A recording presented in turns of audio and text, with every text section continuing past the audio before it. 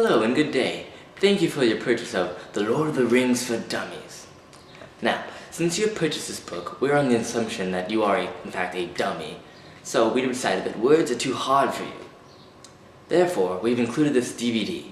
This second edition DVD consists of two sections. The first section is a very well-written, well-spoken example of why Tolkien's work is important today.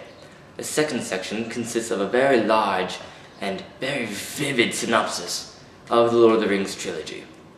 Please enjoy.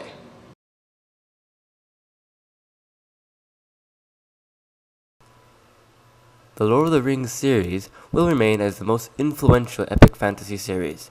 J.R.R. Tolkien started a movement that continues on even to this day with books like the Harry Potter series, Aragon, etc.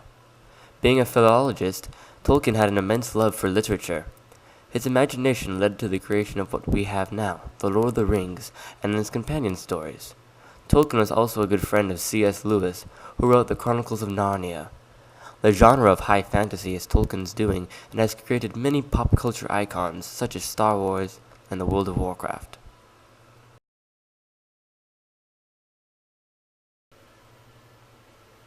Three rings for elven kings under the sky, 7 for dwarf lords in their halls of stone, 9 for mortal men doomed to die, 1 for the Dark Lord on his dark throne, in the lands of Mordor where the shadows lie.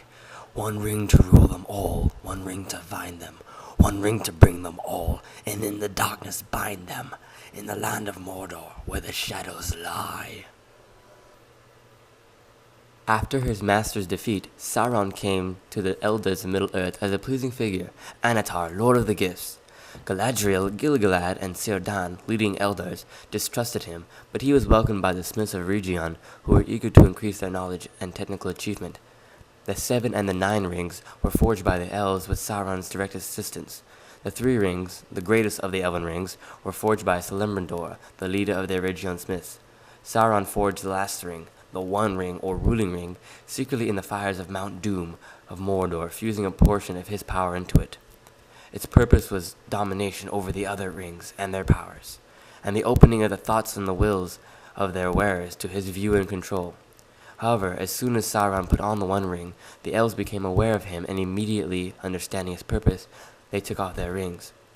About 90 years later, Sauron invaded and conquered Rhuidean before overrunning nearly all of the area.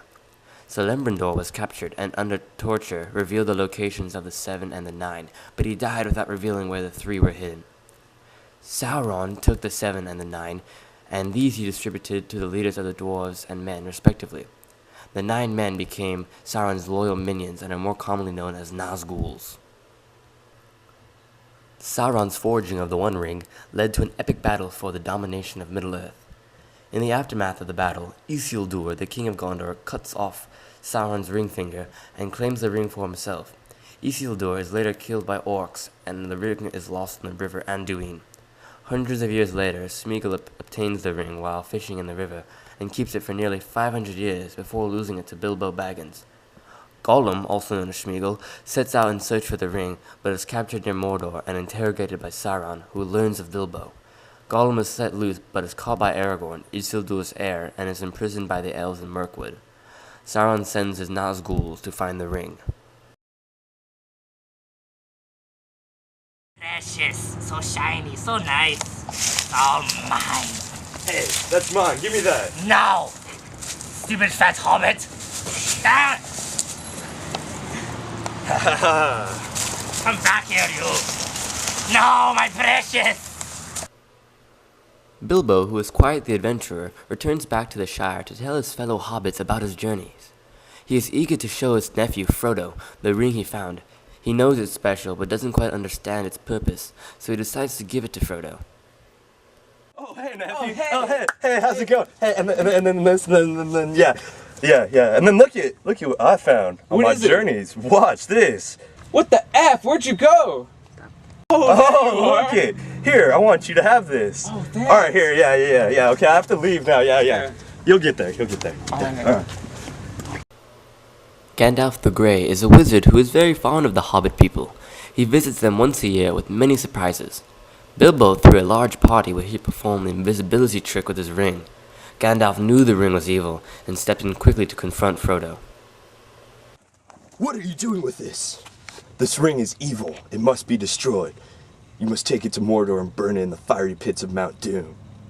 Oh, and take your fat neighbor with you, because he's lonely. Okay.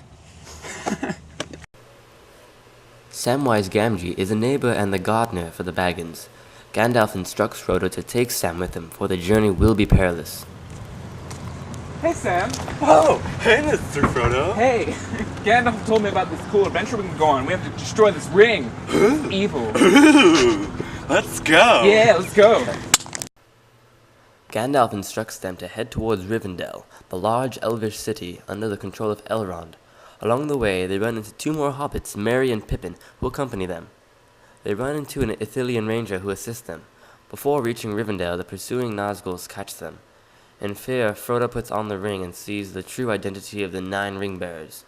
Their leader, the Witch King of Angmar, stabs Frodo with his Morgul blade, which poisons him. The ranger rushes Frodo to safety, and they all end up in Rivendell, under the care of Elrond.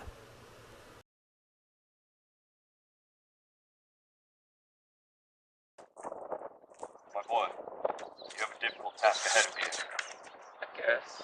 But you will be accompanied by this fellowship. The Fellowship of the Ring. Power! I'm Merry.